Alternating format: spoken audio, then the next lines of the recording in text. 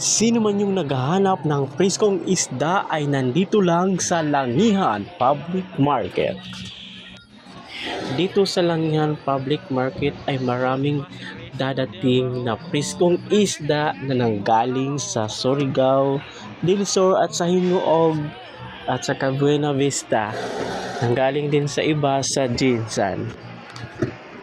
For today's video ay mag-ikot-ikot ako dito sa fish section dito sa Langihan Public Market para maghahanap ako ng pinaka-preskong isda para ay lulutuin namin sa bahay. Kaya nandito ako sa tuna area. Dito ako nakahanap ng pinaka-preskong isda bago pang hiwa galing pa sa Surigao del Sur. Dito po na area sa tuna ay nandito ang pinaka-presko na tuna nang galing pa to sa Surigao. Kaya nandito ako ngayon para bibili ng tuna para presko, para masarap sa kinilaw. Mani!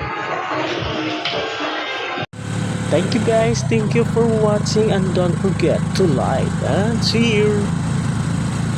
Bye-bye!